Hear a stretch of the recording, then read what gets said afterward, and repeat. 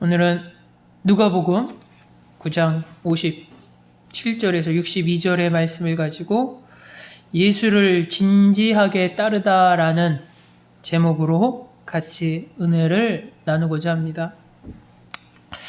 오늘 이 본문은 마태복음 8장 19절에서 22절에도 말씀이 기록되어져 있는 부분이죠.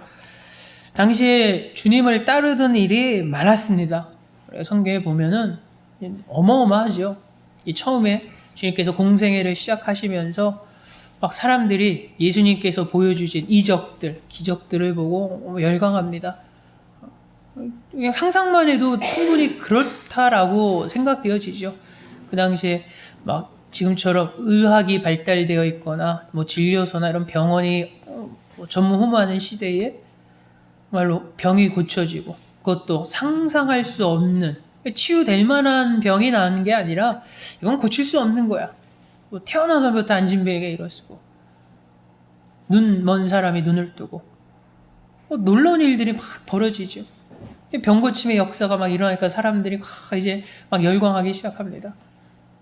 또 건강하지 못한 사람은 이제 건강을 위해서 막 열광했다면 멀쩡하고 건강한 사람들은 주님께서 성경에 대해서 말씀을 증거하실 때 놀라움을 경험하게 되죠. 그러니까 내가 이전부터 아는 말씀이지만 주님께서 하시는 말씀은 차원이 다른, 메시지가 전혀 다른, 그동안 내가 생각하고 이런 거와 그러니까 종교 지도자들이 회당에서 막 증거했던, 선포했던, 전했던 그런 말씀과는 완전히 질이 다른 그런 말씀에 많은 이들이 또 열광합니다.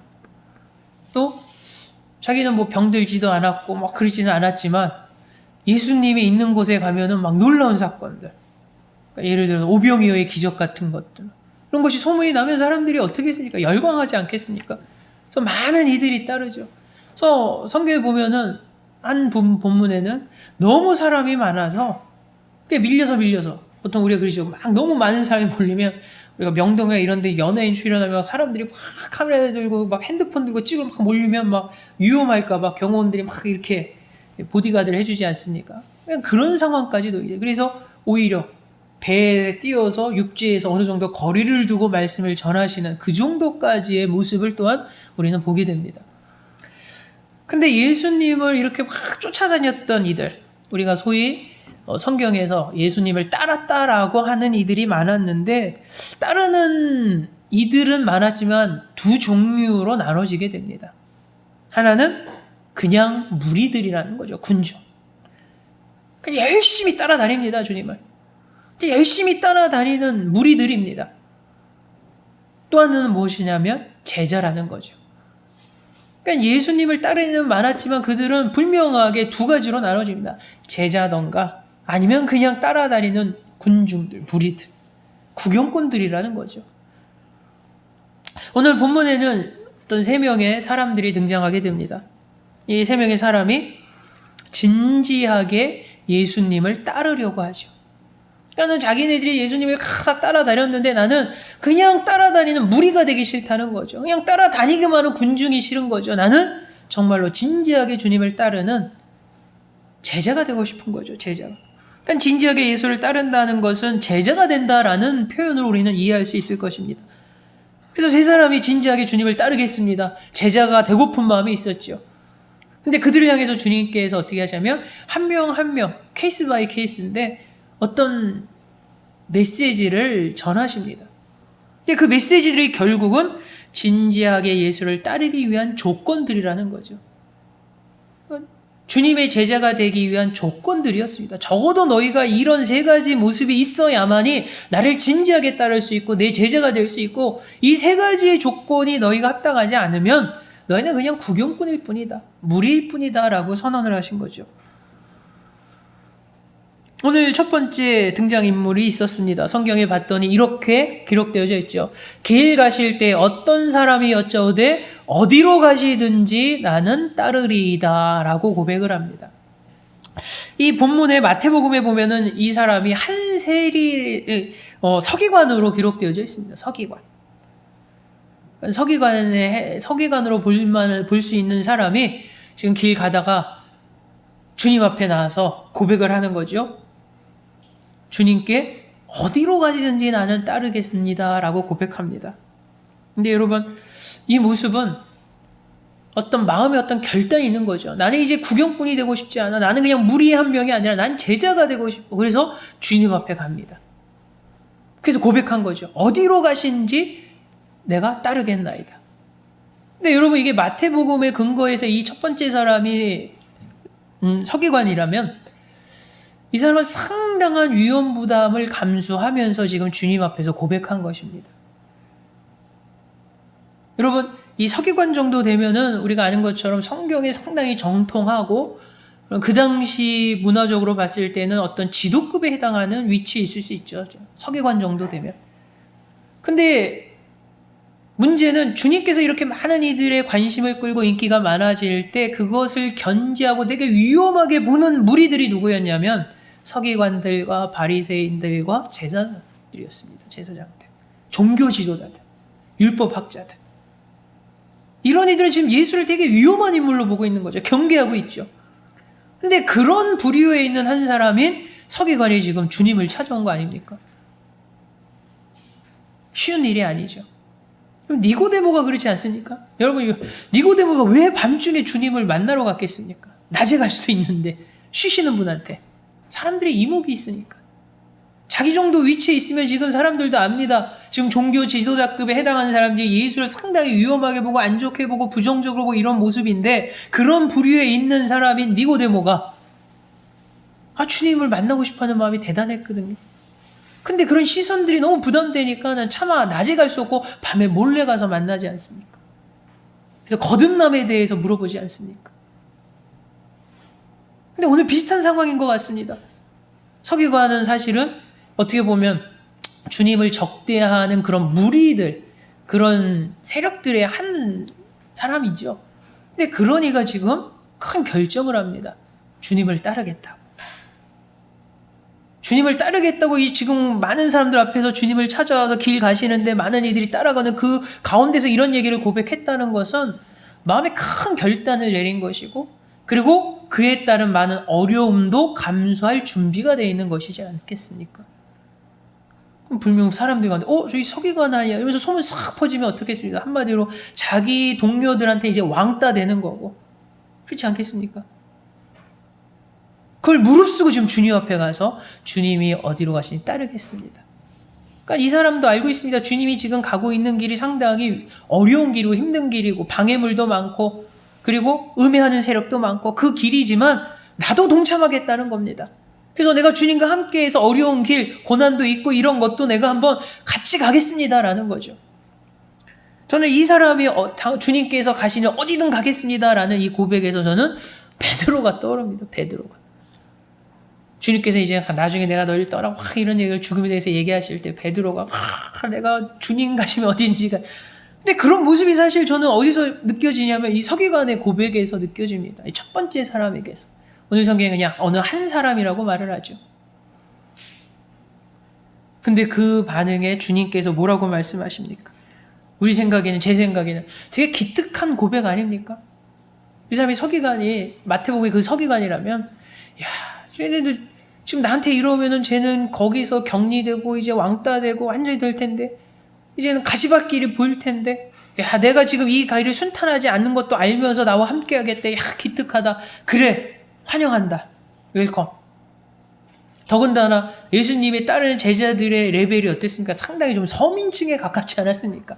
어부거나 세관에다 사람들한테 별로 인정받거나 존경받지 못하는 그런 제자들 가운데 이런 서기관 정도가 탁 와주면 어떻습니까? 그러니까 제 생각입니다. 좀 있어 보이지 않겠습니까? 제자들 가운데 요즘으로 치자면 내가 가르친 애들이 다 그냥 평범한 삶보다 내가 가르친 애 중에 변호사도 있고 의사도 있고 국회의원도 있고 막 이러면 일단은 약간 이 수준이 높아 보이는 그런 느낌? 근데 주님께서 뭐라고 말씀하시냐면 환영한다. 어려운 결단했다. 훌륭하다. 이런 모습이 아니었습니다. 성경에 뭐라고 나와 있냐면 이렇게 주님께서 말씀하셨죠. 예수께서 이르시되 여우도 굴이 있고 공중의 새도 집이 있으되 인자는 머리 둘 곳이 없도다 하시고 이게 주님의 대답.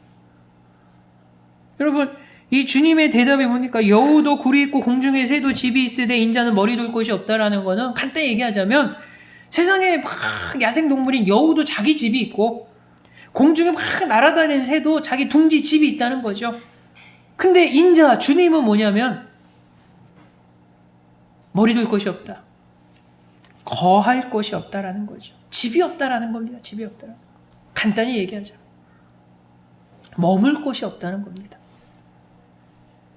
여러분, 인자가 머리 둘 곳, 그것은 상당히 거할 곳, 집을 의미하는 거죠. 근데 그 집은 안식을 누리는 곳이죠. 쉼을 누리는 곳이죠. 휴식을 취하는 곳이 집입니다, 여러분. 그런 집이 없다고 말씀하십니다. 요즘도 가장 사람들의 가장 큰 핫 이슈는 부동산 아닙니까? 부동산 문제, 부동산 정책 정신없죠. 막 집이 그만큼 사람한테 가장 기본적이면서 중요하면서 관심사입니다, 여러분. 지금도. 2000년 전에나 그랬겠지. 100년 전에나 집이 중요하지. 요즘 누가 집 갖고 뭐 관심가. 근데 시간이 흘러도 변함없는 게 있죠. 집에 대한 문제. 근데 여러분, 주님께서 머리 둘 곳이 없다라는 것, 거할 곳이 없다라는 것, 쉴 곳이 없다라는 것은 무엇을 의미하겠습니까? 주님과 함께하는 이 길은 안정적이지 않다는 것을 의미합니다. 안정적이지 않다. 주님과 가는 이 길은 여유가 있는 것이 아니라는 거죠. 여유로움을 이야기할 수 없다는 겁니다. 쉼을 누리기 어렵다는 거죠. 평안함과 우리가 생각했던 어떤 안락, 집이라는 것, 거할 곳이 우리에게 주는 이미지, 어떤 편안함과 안락함, 그것이 없다라고 말합니다. 얼마 전에 아파트 CF를 봤는데 어떤 CF가 막 하는데 뭘 강조하냐면 집은 너무나 안락하고 편하고 너무나 그냥 여기만 머물면 행복이 막 자루를 흘릴 것 같은 이 집에서만 사시면 그렇습니다라고 홍보할 때 그런 CF를 본 적이 있습니다. 근데 주님께서 뭐라고 말씀하십니까? 내가 가는 길, 나를 따르는 길, 제자가 되는 길은 머리 둘 곳이 없는 곳이라는 것이죠. 근데 주님께서 왜 이 첫 번째 사람이 내가 주님이 어디선가지 따르겠습니다. 쉽게 말해서 제자가 되겠습니다. 내가 진지하게 따르겠습니다. 라는 이 고백에 왜 이런 말씀을 하셨을까요? 주님의 답변에서 이미 첫 번째 사람, 우리가 서기관으로 보고 있는 이 첫 번째 사람이 주님의 제자가 되려고 하는 이유가, 목적이 무엇인지 반증하고 있는 것입니다. 주님이 그 사람의 마음을 꿰뚫어 보신 것이죠. 그 사람이 왜 진지하게 주님을 따르려고 했는가? 왜 주님의 제자가 되려고 했는가? 그 과정에서는 어려움도 있겠지요. 힘듦이 있겠지요. 나름대로의 각오가 있겠지요. 그럼에도 불구하고 주님을 따르려 했던 것은 그 사람은 나중에 과정은 어렵지만 나중에 결과가 달콤할 것이라고 기대했기 때문입니다. 주님을 따르는 그 순간이 자기가 생각할 때 분명히 어려운 길이고 힘든 길인 건 분명히 알지만 그 과정을 겪고 나면 마지막은 어떤 자기가 바라는 기대감, 바램을 이룰 수 있을 것이라고 본 것이죠. 근데 그 바램과 기대가 세상적인 것이었습니다. 여러분, 세상적인 것. 여러분, 이 사람만 그랬겠습니까? 주님께서 성경에 보시면 이제 때가 가까웠을 때 이제 고난을 받고 죽음에 대해서 말씀하실 때 많은 이들이 떠나갔다라고 성경은 말합니다. 왜 그러겠습니까? 많은 이들이 주님과 함께 했을 때는 무엇을 생각했냐면 메시아신 주님께서, 왕 되신 주님께서 왕에 등극하실 때 로마의 압제에서 벗어나게 될 것이고 오랜 기간 꿈꿨던 이스라엘 어떤 독립이 이루어질 것이고 많은 것을 생각했겠죠. 그것을 이루셨을 때, 왕 되셨을 때 우리는 과연 무엇이 될까? 참모가 된다는 거 아닙니까? 참모가. 요즘을 치자면 대권 레이스에 도전하셔서 최고의 자리에 얹으면 우리는 당연히 장관, 차관이 된다는 거 아닙니까? 그런 기대감이 있었죠. 근데 엉뚱한 걸 얘기하십니다. 세상의 나라의 왕이 아니라 하나님 나라의 주되심을 이야기하죠. 그러니까 사람들이 내 기대가 아니네, 내 바람이 아니네, 떠나가 버리지 않습니까? 어렵도다 하고 떠나가 버리지 않습니까? 근데 오늘 첫 번째 사람의 마음이 무엇이었냐면 주님을 따르려는 이유가 어떤 세상적인 바램과 세상적인 어떤 기대감이 있었습니다. 그래서 내가 주님과 함께하는 길이 어렵겠지만 나중에 궁극적으로는 나는 달콤한 열매를 맺게 될 거야. 원하는 걸 얻게 될 거야.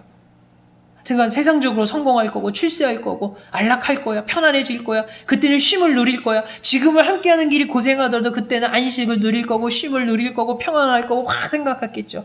세상적인 기준으로 생각한 것입니다. 그러니까 주님이 정확히 보신 거죠. 그래서 주님이 뭐라고 말씀하시면 그걸 얘기합니다. 여우도 자기 집이 있고 새도 자기 집이 있지만 나는 머리 둘 곳이 없다라고 말하죠. 네가 생각하는 그런 기대감 아니라는 겁니다. 네가 생각하는 바람 아니라는 거죠. 네가 생각하는 평안함과 안정감이 아니라는 겁니다. 주님을 따르는 것은. 그래서 오히려 주님을 따르는 것은 첫 번째 사람의 바람과 기대와는 오히려 반대되는 것이었습니다. 오히려 제자가 되는 것은 세상의 바람과 세상의 기대와 세상의 소망을 내려놓는 것이어야 되는 거죠. 내가 예수 믿고 하면 나는 성공하고 출세하고 많이 소유하게 될 그런 기대감이 있다면 주님은 뭐라고 말하냐면 야 아니야 거꾸로가 다 내려놓는 거야. 내가 예수를 따르면서 막 출세하고자 하는 욕망, 야망 내려놓는 겁니다. 내가 예수를 진지하게 따른다는 것은 내가 예수 믿기 전에는 내가 정말 많은 것을 좀 소유해보고 싶어 부유해지고 싶어 라는 그것을 내려놓는 것입니다. 내가 예수 만나기 전에 내가 정말 내 이름을 떨쳐버릴까 뭐 어떻게 해서든지 막 그런 마음이 있었는데 예수를 따른다는 것은 그 바램을 내려놓는 것입니다. 그것을 지금 주님께서 말씀하죠. 그래서 주님께서는 야 내려놓는 거야. 주님을 따라가는 것, 주님을 진지하게 따르는 것, 제자 되는 것 내려놓는 것이라고 말합니다. 여러분 오늘 우리에게 첫 번째는 중요한 질문을 스스로에게 던지는 것입니다. 저와 여러분은 예수를 진지하게 따른 자가 되는가? 아니면 성경에 나와 있는 것처럼 그냥 구경만 하는 구경꾼 같은 무리로 신앙생활 할 것인가? 우리가 정말로 믿음을 소유하고 신앙생활을 한다는 것은 제자가 됐다는 것을 이미 의미합니다. 진지하게 주님을 따르고 있다라는 것입니다. 근데 예수의 제자가 우리의 바람과 기대가 오늘 성경에 나와 있는 것처럼 우리의 바람과 기대가 주님이 말씀하신 그 기대와 바람이 아니라 세상적인 기대와 바람을 보고 우리가 주님을 따르려고 하는 건 아닌가? 하여튼 만약에 그렇게 하지 않습니까? 만약에 처음 이렇게 신앙생활 할 때 보면 예수 왜 믿으세요? 저는 예수 좀 믿고 좀 잘 풀려보려고 잘 풀려져 보려고요 라는 대답 상당히 많이 합니다. 물론 처음은 그렇게 시작할 수 있죠. 그러나 우리가 신앙생활하고 믿음 생활하는 가운데에서 하나님의 뜻을 바로 알아야 되죠.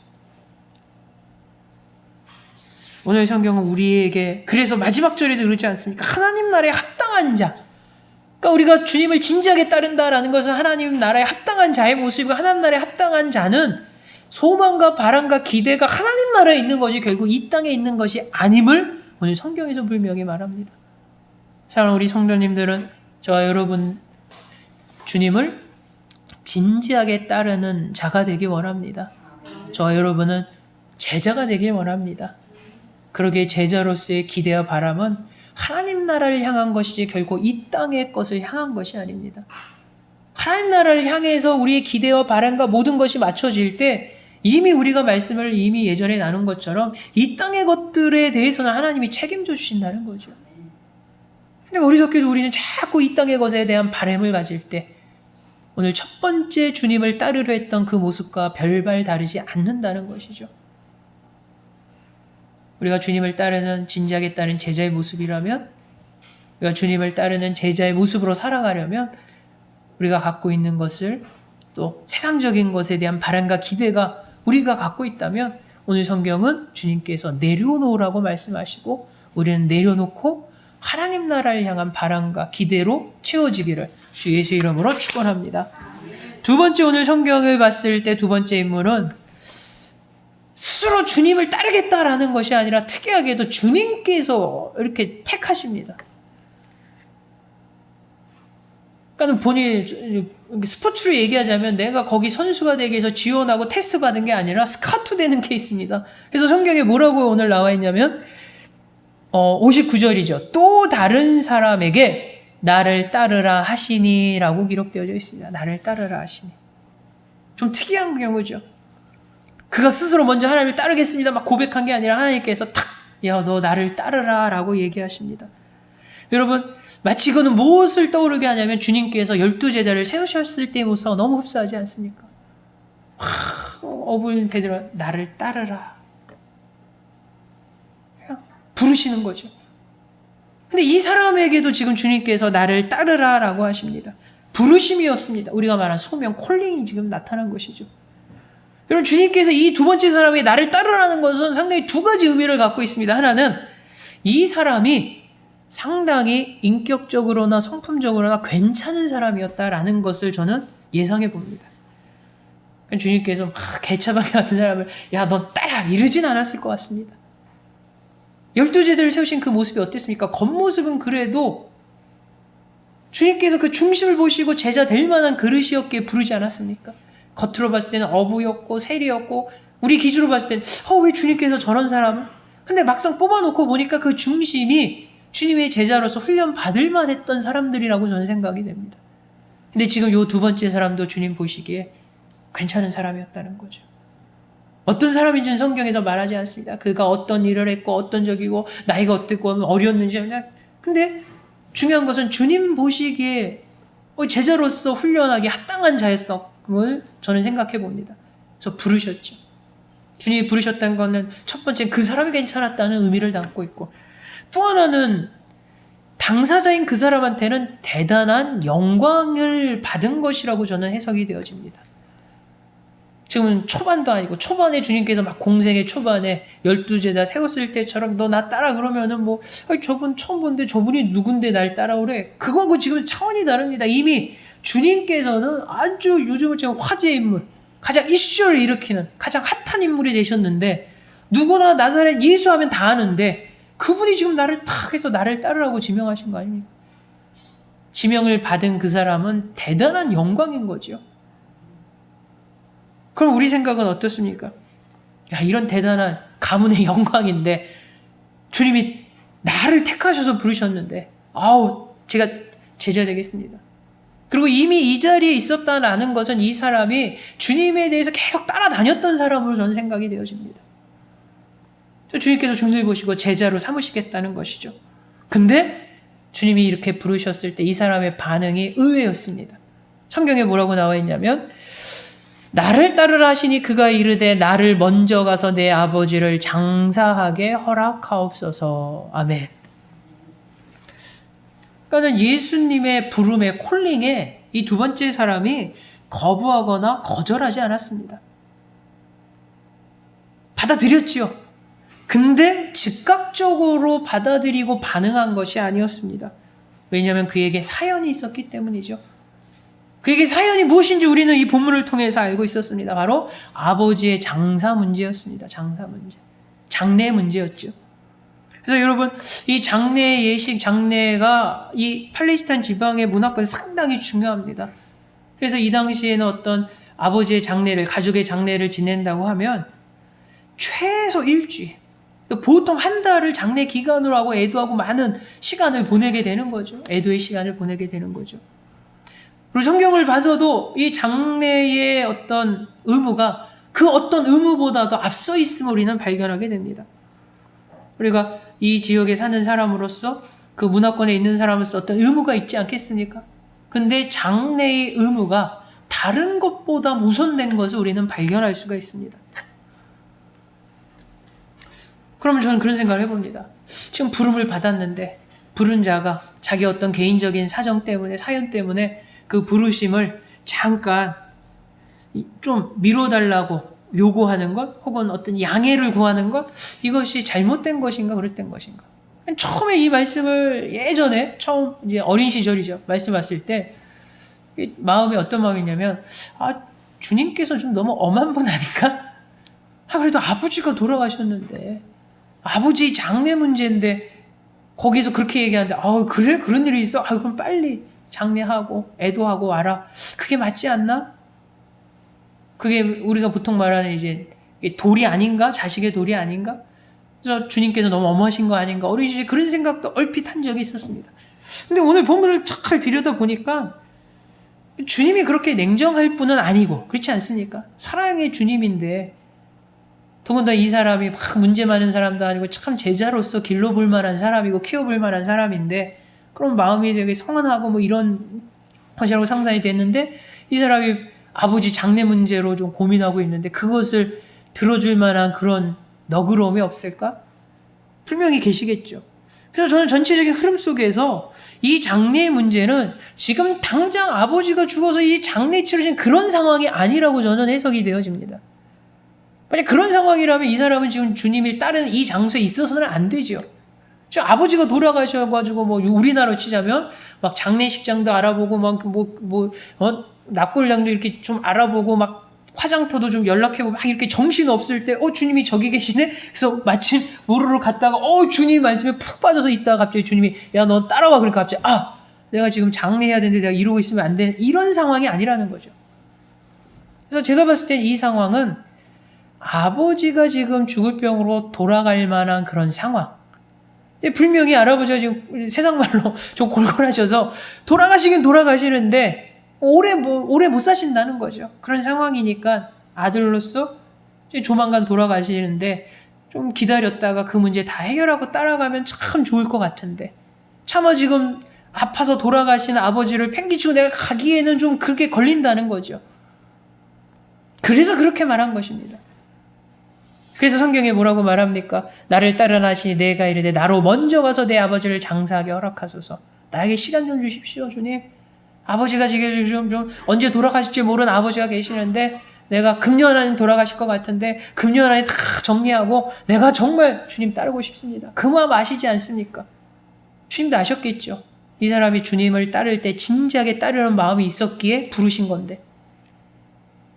근데 주님께서 뭐라고 여기에 반응하시냐면 그래 갔다 와라 네 사연 다 한다 그렇게 말씀하신 것이 아닙니다. 바로 60절이죠. 이르시되 죽은 자들로 자기의 죽은 자들을 장사하게 하고 너는 가서 하나님의 나라를 전파하라 라고 말씀하십니다. 그래서 때론 이것이 되게 하나님이 엄하게 느껴지고 냉정하게 느꼈는데 오늘 말씀을 더 깊이 묵상해 보니까 이것은 그렇지 않다라는 거죠. 주님께서 이 사람을 부르신 것에는 긴급함이 있었고 우선됨이 있었습니다, 여러분. 이 사람이 둘째 사람이 이것을 놓친 것이죠. 그러니까 이런 겁니다, 여러분. 이 긴급 상황이라는 긴급함을 이 두 번째 사람이 생각하지 못한 것은 주님께서 계속 계실 분이 아니라는 거죠. 주님이 만약 10년도 계시고 20년도 더 머무시고 나중에 이제 십자가의 고난을 계획하셨다면 그래도 천천히 와. 그래서 계속 공생의 기간 20년 잡고서 막 제자들 계속 양성하셨겠죠. 그럼 많은 제자들이 나오지 않겠습니까? 그래서 나중에 제자들 많았는데 몇 기예요? 전 23기인데요. 그러면 전 25기예요. 아유 반갑습니다. 막 이런 분위기가 될 수 있겠죠. 근데 우리가 아는 것처럼 주님의 공생에는 3년이었습니다. 3년. 이제 시간이 얼마 남지 않은 것이죠. 그 얼마 남지 않는 시간에 이 사람이 제자로서의 훈련이 되어져야 되고 주님의 말씀의 복음에 대한 뭔가 더 꽉 빠져야 되는 그런 긴급함이 있었는데 이 두 번째 사람은 그것을 보지 못한 것이죠.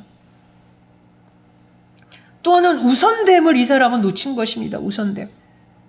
과연 주님의 일과 내가 그래도 주님을 진지하게 따르려는 마음이 있다면 과연 주님의 일과 세상의 일 가운데 우선이 무엇인가? 마치 이런 거랑 똑같습니다. 주님의 부르심, 주님의 복음을 선포해야 되는 귀한 사명을 받는다는 것은 제자로서 그 사명을 감당하기 위해서 복음을 하나님 나라를 전하러 가야 된다는 것은 마치 나라에서 전쟁이 터졌을 때 나라의 부름과 같은 그런 우선성이 있는 것입니다, 여러분. 여러분 지금 전쟁이 탁 쳐져가지고 나라가 확 통제합니다. 지금 나라 지키라고 징집 명령이 떨어집니다. 그거 갖고서 우리 집 지금 결혼해서 첫 애가 한 달 후에 출산하는데 그거 보고서 제가 참여할까? 이런 사람 있겠습니까? 나라의 부름에? 우리가 영화나 그런 거 막 보면 그렇지 않습니까? 나라가 전쟁이 터져서 위기의 상황에 나라의 부름이 있을 때는 그 무엇보다도 우선순위가 됩니다. 그래서 지금 자기의 어떤 개인적인 가정의 어떤 문제들과 중요한 일이 있지만 다 제껴놓고 나라의 부름에 먼저 응하죠. 그래서 전쟁에 나갑니다. 그러니까 막 영화나 드라마에 보면 나중에 편지를 했더니 사진을 보내오죠. 당신이 떠난 사이에 출산한 아이의 사진이다 보면서 전쟁 1년 동안 이 아이가 벌써 이렇게 컸네 막 그런 스토리를 본 적이 있습니다. 우선순위가 있는 거죠. 나라의 부름에 앞두고 아유 우리 애가 태어날 거니까 보고 갈래요. 라든가 어떤 큰 집안 행사인데 다 치르고 갈게요. 이렇게 하는 사람을 본 적이 없습니다. 주님께서 지금 이 두 번째 사람이 요구하신 것은 지금 하나님의 나라의 사역은 그만큼 우선성이 있음을 이야기합니다. 그리고 긴박함이 있음을 이야기하죠. 근데 이 두 번째 사람은 그것을 캐치하지 못한 것입니다. 그러니까 그냥 느긋하게 갔다 와서 해도 되지 않을까? 하나님 나라 선포 일보다는 그래도 가정사를 먼저 하는 게 낫지 않을까? 긴급함을 놓치고 우선성을 잃어버린 것이죠. 그래서 주님께서 말씀하지 않습니까? 죽은 자들로 자기의 죽은 자들을 장사하게 하고 너는 가서 하나님 나라를 선포하라. 그러니까 간단히 해석하면 그런 거죠. 네가 해야 될 그 아버지 장례와 관련된 의무는 그냥 주변에 영적으로 아직 죽은 자들한테 그냥 맡기고 너는 영적으로 살아있는 자로서 하나님 나라 선포하는 것이 더 우선성이 있고 중요한 거야 너한테는 라고 말씀하시는 것입니다. 아버지의 장례일이 별 볼일 없는 거라고 말하는 것이 아닙니다. 그것도 중요하지. 그러나 하나님의 부르심이 더 중요한 거라고 말하는 것입니다. 근데 두 번째 사람은 그것을 깨닫지 못합니다. 근데 이 두 번째 모습, 사람의 모습이 때로는 우리의 모습일 수 있다는 것이죠. 우리가 때로는 하나님의 일을 함에 있어서 우선순위가 있죠. 우선순위가. 때로는 우리에게 하나님의 사역이 정말로 긴급함을 요하는 그런 일들일 때가 있습니다. 또 내가 하나님의 일을 해야 될 때 정말 우선됨이 있을 수 있죠. 근데 우리가 이것을 자꾸 잊어버리고 내 중심으로 우선순위를 정할 때 우리는 여기서 틀어져 버리게 되는 것입니다. 하나님에 합당한 진지하게 하나님을 따르지 못하는 모습이 될 수 있다는 것이죠. 어떤 사람이 내가 선교사 가기로 했는데 하나님께서 환경을 열어주셔서 선교사 갈 상황을 다 만들어주시는데 그래서 지금 가가지고 지금 해야 될 상황인데 갑자기 어떤 개인적인 문제를 두고 1년 있다 가겠습니다. 과연 이 사람은 하나님을 진지하게 따르기로 준비한 사람일까? 의문이 드는 것이죠.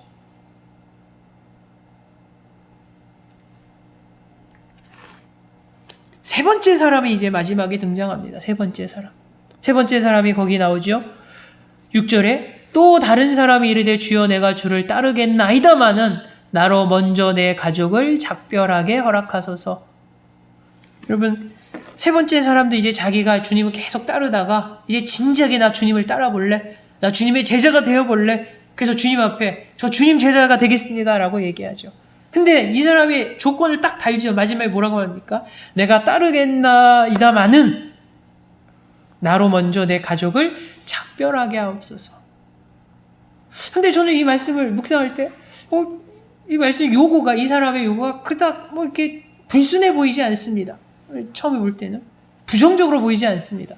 아니 이제 주님을 따른다고 하는 것은 이제 주님을 계속 따라다니면 가정도 돌보지 못할 거고 마치 군대 간 것처럼 몇 개월을 가정과 떨어져서 식구들과 떨어져서 주님과 동행할 수도 있고 막 이런 상황인데 가서 주님을 가족들과 이렇게 작별할 시간을 갖는 것 그것을 요구하는 게 그렇게 문제가 될까? 그렇게 주님이 또 엄하실까? 계속 냉정한 주님을 생각하는데 주님이 말씀하고자 하는 것은 그것이 아니었습니다. 여러분.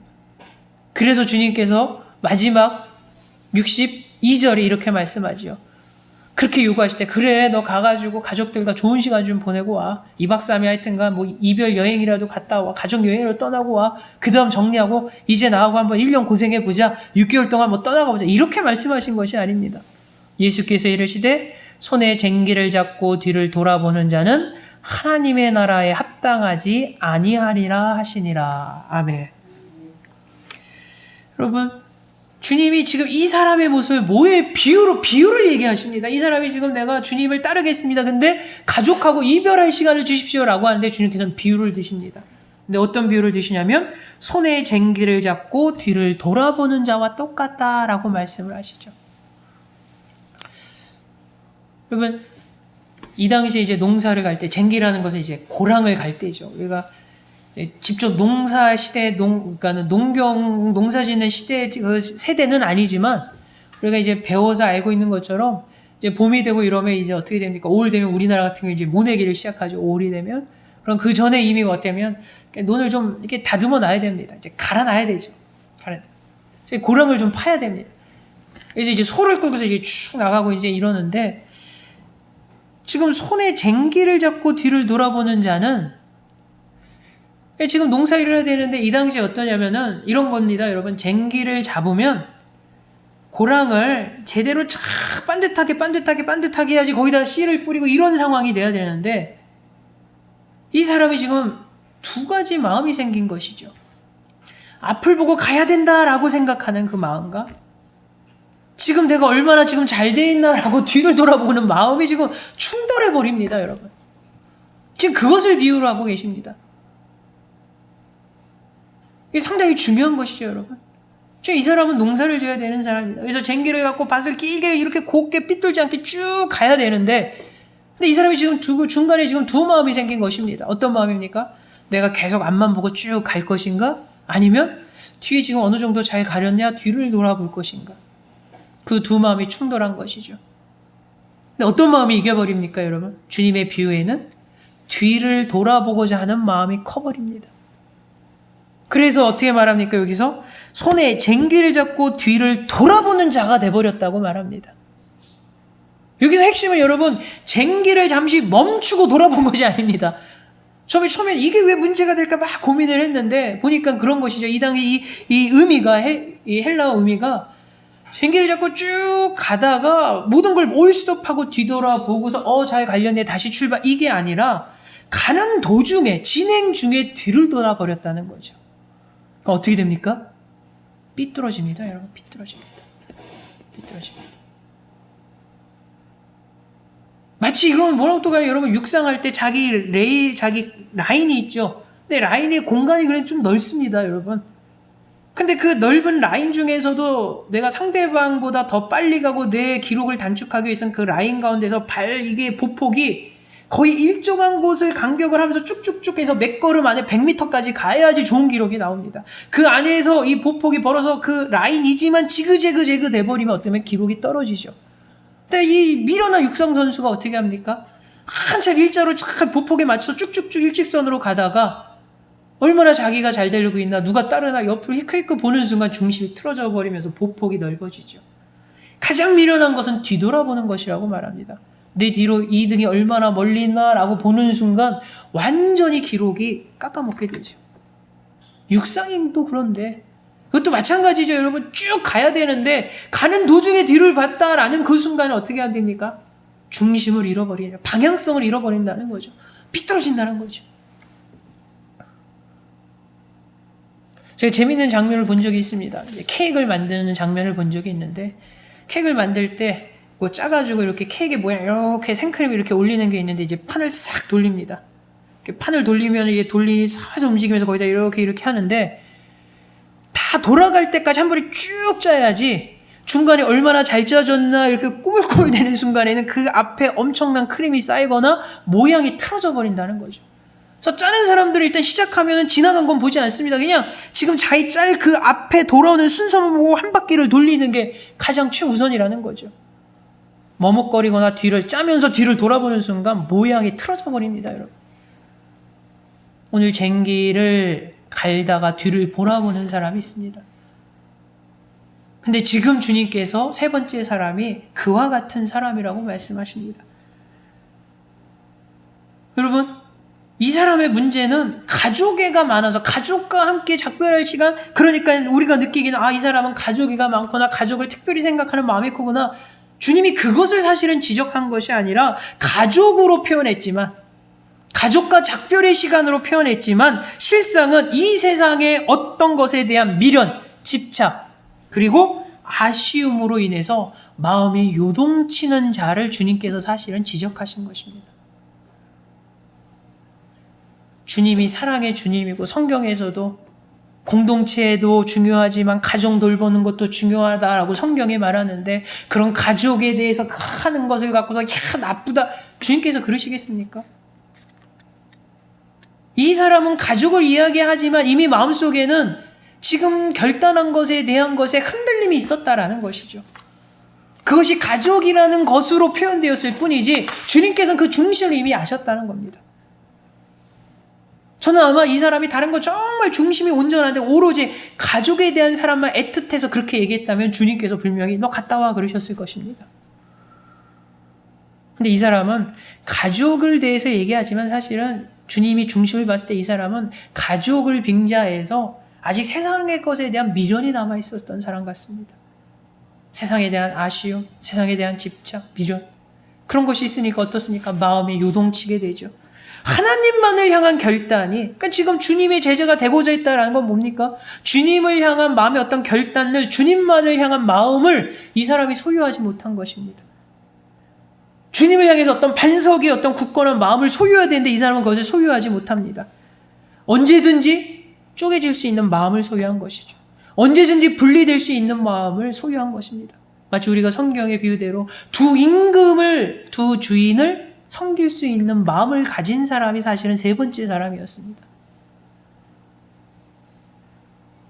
저는 그런 생각해 봅니다. 만약에 이 세 번째 사람이 그렇게 해서 주님께서 허락하셔서 그렇게 가서 갔다 왔다. 이제 제자가 됐습니다. 제자의 삶을 살아갈 때 그럼 이 사람은 얼마나 제자기를 잘 살까 한번 저는 가정을 한번 해봅니다. 이 사람은 분명히 바다 위에서 막 파도에 요동치듯이 바다 위에서 불면 막 흔들리듯이 그런 요동치는 신앙과 믿음의 삶을 살 것이라고 저는 추측해 봅니다.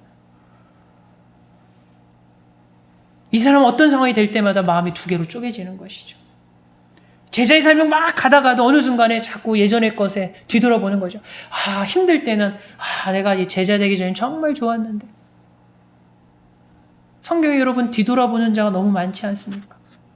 롯의 가족이 그렇지 않았습니까? 롯의 부인이 소돔과 고모를 보면서 자꾸 가다가 뒤돌아보려고 하죠. 아쉬움이 있던 거죠. 저렇게 좋아하고 화려하고 그냥 번성된 저 도시가 그냥 하루아침에 불로 그냥 불타버리니까 얼마나 아깝겠습니까? 조금이라도 좀 남으면 나중에 찾아가서 건져갈 게 있을 텐데 아쉬움 때문에. 여러분 출애굽 땅의 광야 40년에서 1세대들을 보십시오. 그들이 얼마나 진행되는 도중에 뒤돌아보려고 했습니까?